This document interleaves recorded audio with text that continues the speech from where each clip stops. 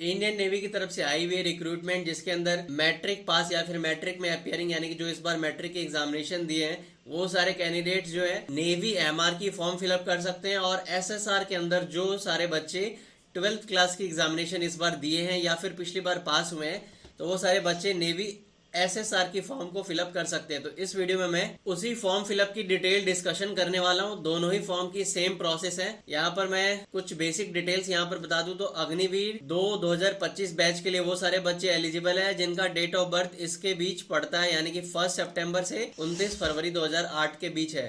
तो इसी तरह से यहाँ पर 3 अलग अलग बैच का डिटेल्स दिया हुआ है एज क्राइटेरिया का। उसके बाद यहाँ पर रिक्रूटमेंट की टाइमलाइन सारी चीजें दी हुई है। तो अब चलिए फॉर्म फिलअप के डिस्कशन पर चलते हैं। तो सबसे पहले किसी भी ब्राउजर पर formdeko.com को सर्च कर लेना है। और ये भी मैं एक इंपॉर्टेंट अपडेट बता दूं कि ये सिर्फ अनमेरिड मेल और अनमेरिड फीमेल के लिए, यानी कि जो भी अविवाहित है जिनकी अब तक शादी नहीं हुई है वही सारे कैंडिडेट्स इसमें फॉर्म फिलअप कर सकते हैं। तो यहाँ पर लेटेस्ट जॉब के अंदर दिख जाएगा navy Agniveer SSR MR INET 2025 online form. इसके ऊपर क्लिक करना है और ये न्यू पोस्ट खुलकर आ जाएगी। यहाँ पर आपको सारी डिटेल मिल जाएगी इस फॉर्म से रिलेटेड। आपको इसे स्क्रॉल करना है और सबसे नीचे आ जाना है। यहाँ पर आपको दिखाई देगी अप्लाई ऑनलाइन के सामने रजिस्ट्रेशन और लॉगिन का बटन। तो जो सारे कैंडिडेट ऑलरेडी रजिस्टर कर चुके हैं वो यहाँ से लॉगिन कर सकते हैं, और जिन्होंने अब तक रजिस्ट्रेशन नहीं किया है उन्हें रजिस्ट्रेशन के बटन पर क्लिक करना है। यहाँ से एक पेज खुलकर आ जाएगी। यहाँ पर आपको सबसे पहले अकाउंट इन्फॉर्मेशन के अंदर आपकी ईमेल आईडी को फिल करनी है। तो सबसे पहले यहाँ पर ईमेल फिल करना है। यहाँ पर आपको मोबाइल नंबर फिल करनी है, आपका नेम जो भी आपके क्लास 10th यानी कि जो मैट्रिक रिजल्ट के अंदर होगी, या फिर अगर आपकी रिजल्ट नहीं आई है तो जो आपके एडमिट कार्ड पे लिखी होगी उसी नेम को यहाँ पर लिखना है। और यहाँ से नेशनलिटी को चूज कर लेना है। उसके बाद आपको कैप्चा को फिलअप कर देनी है। कैप्चा फिलअप करने के बाद आपको नीचे रजिस्टर का बटन दिखाई दे रहा होगा, आपको उसके ऊपर क्लिक कर देनी है।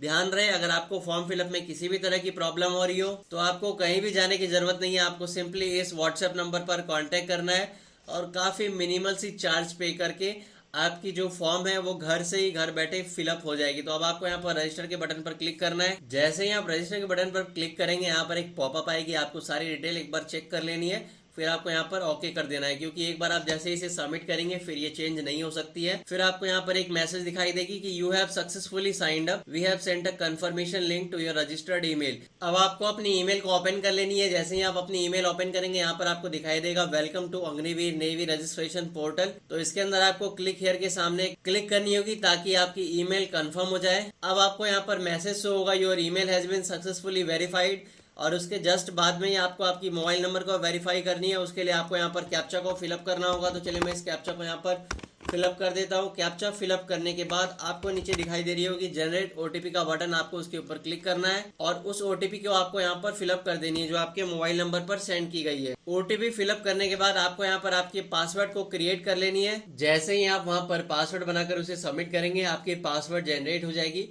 अब आपको लॉगिन के बटन पर क्लिक करके ईमेल और पासवर्ड डालकर फिर इस कैप्चा को फिलअप करके यहाँ पर लॉगिन कर लेना है। लॉगिन करते ही आपके सामने ये पर्सनल डिटेल्स का सेक्शन ओपन हो जाएगा। यहाँ पर आपको आधार लिंक मोबाइल नंबर को फिलअप करना है। ध्यान रहे यहाँ पर आपको आधार नंबर फिल नहीं करनी है, आपके आधार से जो लिंक मोबाइल नंबर है आपको उस मोबाइल नंबर को यहाँ पर फिलअप करना है। तो चलिए मैं इसे फिलअप कर देता हूँ। मोबाइल नंबर फिलअप करने के बाद आपको यहाँ से डोमिसाइल स्टेट को चूज कर लेना है, आप किस स्टेट से बिलोंग करते हैं इंडिया में। उसके बाद आपको नीचे आधार नंबर और अल्टरनेट मोबाइल नंबर फिलअप करने का ऑप्शन दिया जाएगा। उससे पहले मैं आपको बता दूं आप जो भी डोमिसाइल स्टेट यहाँ पर चूज करेंगे उसके अकॉर्डिंग आपको डोमिसाइल सर्टिफिकेट प्रोड्यूस करनी होगी। अब आपको स्क्रॉल करके नीचे आ जाना है। यहाँ पर आपको ये दोनों चीज फिलअप करने के बाद आपको यहाँ पर डेट ऑफ बर्थ फिलअप करनी है। डेट ऑफ बर्थ फिलअप करने के बाद आपकी first name, middle name, last name क्या है, आपके पेरेंट का नाम, गार्जियन का नाम यहाँ पर आप फिलअप करेंगे। यहाँ से आपको जेंडर चूज कर लेनी है, आप अगर मेल है तो मेल पे क्लिक करना है, नहीं तो आपको फीमेल पर क्लिक करना है। फिर आपको यहाँ पर 2 आइडेंटिफिकेशन मार्क को लिख देनी है, यानी कि आपके बॉडी में कोई भी अगर साइन हो तो आपको उसे यहाँ लिखना है। फिर आप अगर मैरिड है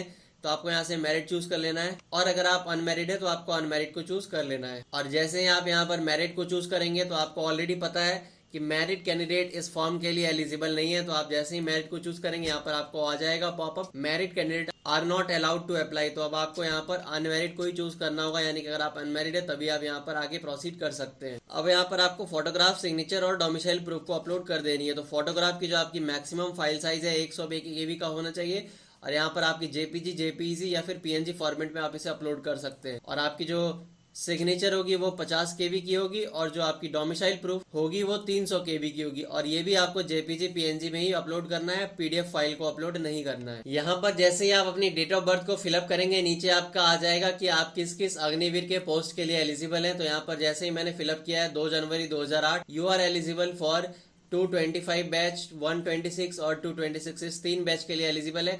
और अगर आप एनसीसी कैंडिडेट है तो आपको नीचे टिक कर देना है। अगर आप स्पॉन्सर्ड कैंडिडेट है तो आपको उसके हिसाब से नीचे सारी डिटेल को आपको एक बार अच्छे से चेक कर लेना है। उसके बाद आपको सेव एंड प्रोसीड के बटन पर क्लिक करना है। जैसे ही आपकी डिटेल सेव हो जाएगी यहाँ पर आपको दिखाई देगा पर्सनल डिटेल्स अपडेटेड सक्सेसफुली। अब वहाँ पर आपको हाईएस्ट क्वालिफिकेशन को चूज कर लेना है।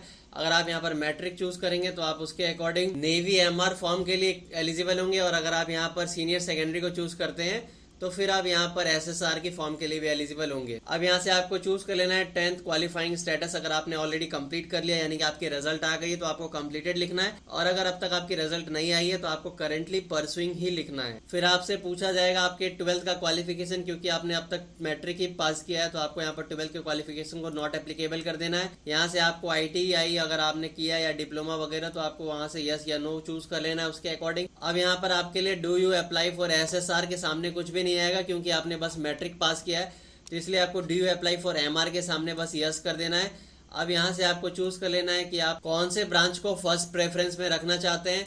उसके बाद आपको सेकंड प्रेफरेंस में क्या रखना है आपको यहाँ से चूज कर लेना है। और यहाँ से आप थर्ड प्रेफरेंस को चूज कर सकते हैं। और अगर आप चाहें कि थर्ड प्रेफरेंस को चूज नहीं करना है तो आप यहाँ से नो प्रेफरेंस कर सकते हैं। तो इसके अकॉर्डिंग आपको ये वाला जो ब्रांच है वो आपको नहीं मिलेगा। अब आप अगर स्पॉन्सर्ड कैंडिडेट है तो आपको यहाँ से यस करना है, नहीं तो आपको नो कर देना। अगर आपके पास NCC सर्टिफिकेट है तो आपको यस करनी है, नहीं तो आपको नो करके आपको आगे बढ़ जाना है। अगर आपको स्विमिंग आती है तो आपको यहाँ से यस करना है, नहीं तो आप नो करके आपको यहाँ से सेव एंड प्रोसीड कर देना है। आपको यहाँ से कैमरे को ऑन करके 4 इमेज को कैप्चर कर लेना है। Click here to capture photo 1 के ऊपर क्लिक करके फर्स्ट वाली कैप्चर होगी। इसी तरह से आपको चारों कैप्चर करना है। फिर आपको यहाँ पर वैलिडेट एंड सेव कर देना है। यहाँ पर आपको एक पॉपअप आएगा, uploaded image are saved, please proceed to fill communication details. तो आपको यहाँ पर नेक्स्ट पे क्लिक करना है। यहाँ से आपको कॉरेस्पॉन्डेंस एड्रेस को फिल करनी है, यानी कि आप प्रेजेंटली अभी जहाँ रह रहे हैं। और उसके बाद अगर आपकी उसी तरह सेम परमानेंट एड्रेस भी है, यानी कि आपकी जो परमानेंट होम एड्रेस है वो भी सेम है, तो आपको यहाँ पर क्लिक कर देना है। दोनों में फिल करने की आपको जरूरत नहीं पड़ेगी। तो चलिए पहले इस सेक्शन को फिलअप कर लेते हैं। तो जैसे स्टेट है उत्तर प्रदेश, फिर यहाँ से डिस्ट्रिक्ट को चूज करना है। डिस्ट्रिक्ट आपका जो भी होगा वो चूज कर लेना है। फिर आपको यहाँ से ब्लॉक को फिलअप कर देना है, जो भी आपकी ब्लॉक होगी। यहाँ पर आपको नियरेस्ट पुलिस स्टेशन चूज कर लेना है। फिर आपको यहाँ पर पिन कोड को फिलअप कर देना है। जैसे ही आप दोनों सेक्शन को फिलअप कर लेंगे आपको यहाँ पर सेव एंड प्रोसीड के ऊपर क्लिक कर देना है। अब यहाँ पर आपको क्लास 10th की मार्क्स डिटेल को फिलअप करनी है।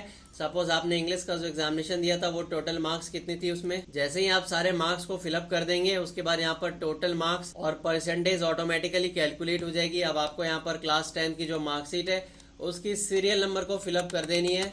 यहाँ से आपको बोर्ड को चूज कर लेना है, आपने किस बोर्ड से एग्जाम दिया था। उसके बाद आपको चूज कर लेना है कौन से स्टेट से आपने एग्जामिनेशन दिया था। यहाँ से आपको 10th की वो स्टेट चूज कर लेनी है जिसने आपके एग्जाम को कंडक्ट किया था। यहाँ से आपको स्कूल का नाम फिलअप कर देना है, आपने जिस स्कूल में क्लास 10th की पढ़ाई की थी। मार्कशीट ध्यान रहे आपकी PDF फाइल होनी चाहिए और साथ ही साथ उस फाइल की जो 300 KB से कम साइज होनी चाहिए। उसके बाद आपको सारे डिटेल फिलअप करने के बाद सेव एंड प्रोसीड पर क्लिक करना है। अब यहाँ पर 12th क्वालिफिकेशन आपकी कंप्लीट नहीं हुई है तो इसलिए आपको एडिशनल डिटेल को फिलअप करने की जरूरत नहीं है, आप इसे स्किप कर देंगे। अब यहाँ से आपको एग्जाम सिटी की प्रेफरेंस चूज कर लेनी है। तो आपको प्रेफरेंस को चूज करने के लिए सबसे पहले स्टेट को चूज करना है। उसके बाद आपके सामने यहाँ पर सारी सिटी आ जाएगी, आपको सिटी को चूज कर लेना है, आपकी जो नियरेस्ट सिटी होगी। ध्यान रहे सपोज अगर आपने यहाँ पर स्टेट उत्तर प्रदेश चूज किया तो आपने जो सिटी को यहाँ पर चूज कर लिया है, सेकंड में वो सिटी ऑटोमेटिकली यहाँ से हट जाएगी। तो आपको बचे हुए सिटी में से चूज करनी होगी आप क्या फिलअप करना चाहते हैं। तो यहाँ पर मैंने 3 प्रेफरेंस को चूज कर लिया। यहाँ पर अब आपको सेव एंड प्रोसीड पर क्लिक करना है। इसके बाद फाइनली आपके सामने डिक्लेरेशन आ जाएगा, आपको इसके ऊपर टिक कर देना है। उसके बाद आपको सेव एंड सबमिट एप्लीकेशन पर क्लिक करके ओके कर। यहाँ पर आपको आपकी पेमेंट शो हो रही होगी, अमाउंट पेएबल 649 रुपीज।